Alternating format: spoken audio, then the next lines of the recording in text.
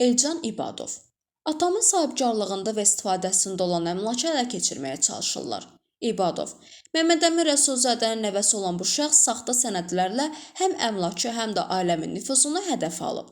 28 sentyabr 2025-ci il tarixində Bakı News Aza müraciət edən Elcan İbadov bildirib ki, 1973-cü ildən ailəsinin sahibkarlığında və istifadəsində olan zirzəmə haqqında yayılan məlumatlar yalan və böhtan xarakteri daşıyır.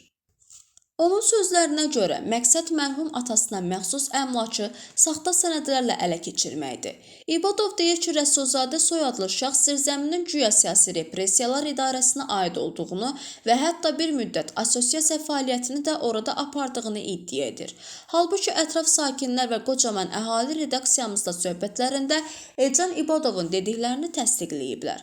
Məsələni daha da diqqətə layiq edən məqam isə odur ki, bu şəxsin Azərbaycanın görkəmli dövlət xadimi Məmmədəmin Rəsulzadənin nəvəsi olduğu məlum olub.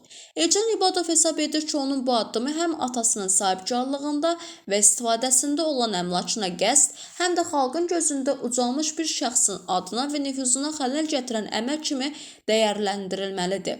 Elə bilirlər ki, 1992-ci ilə aid saxta sənəd gətirməklə atamın əmlakını əlimdən ala biləcəklər. Amma 1972-ci ildən bu günə qədər bu zirzəmə bizim ailənin sahibkarlığında və istifadəsində olub. Bu şəxsin həm sənədləri haradan və necə əldə etməsi araşdırılmalıdır deyə Elcan İbadov bildirir. O əlavə edib ki, Rəsulzadənin maraqları təkcə əmlakı mənimsəməklə məhdudlaşmır, həm də ailəsini cəmiyyətdə ləkələməyə yönəlib. İbadov Azərbaycan Respublikasının baş prokuroru Kamran Əliyevə müraciət edərək saxta sənədlərin araşdırılmasını, əmlak mübahisəsinin qanuni çərçivədə həllini və bu işdə günahkarların məsuliyyətə cəlb edilməsini xahiş edir. Məsələ ilə bağlı qarşı tərəfin Rəsulzadənin mövqeyini öyrənməyə çalışırıq. Onun cavabı əldə edilən kimi oxucularımızın diqqətinə çatdıracağıq. Sabahınız xeyir. Mənim adım Elcan İbadovdur. Bu deməli gördüyünüz zirzəmi hal-hazırda çəkirəm, düşə-düşə aşağı gedirəm. Deməli, bu zirzəmi gördüyünüz kimi boşdur. Yəni ki, 72-ci ildən bəri rəhmətli atam, anam olmaqla bizim ailəyə məhsul olub. Gördüyünüz kimi, yəni hal-hazırda, yəni təmirsiz bir vəziyyətdədir. Və deməli, sözümün qüvvəti nədir?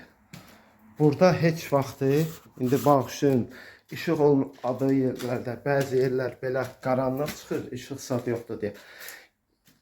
Burada heç vaxtı, yəni siyasi repressiya idarəsi olmayıb. Bunu mən nəyə görə deyirəm? Hansısa Rais Rəsulzadə adında şəxs deyir ki, güya burada siyasi repressiya olub, nə olub?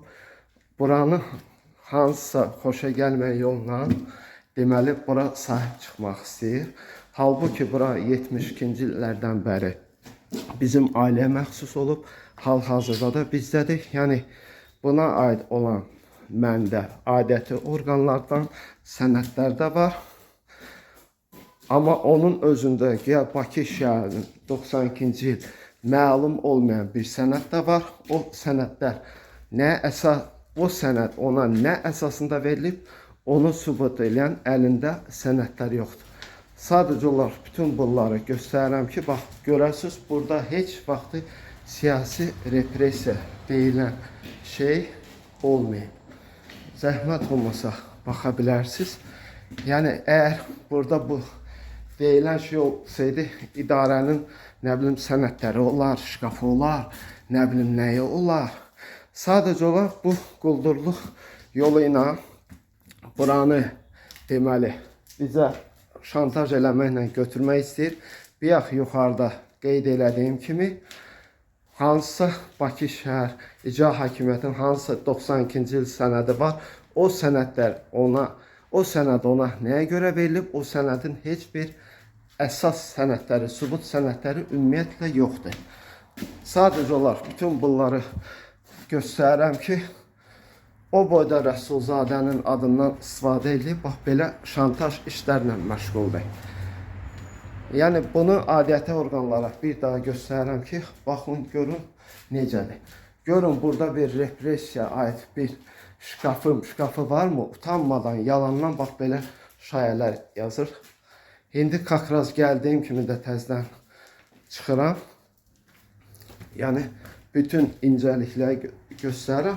Bu dəmir reşotkada hələ rəhməti atamın dövründən düzəldilib. Düzdür. Sonra 19-cu ildə burada binada restavrasiya edəndə tikinti şirkəti də restavrasiya eləmişdi. Yəni hal-hazırda indi çıxıram. Girdiyim kimi bütün bunları sizə göstərirəm ki, biləsiniz. Diqqətinizə görə çox sağ olasın.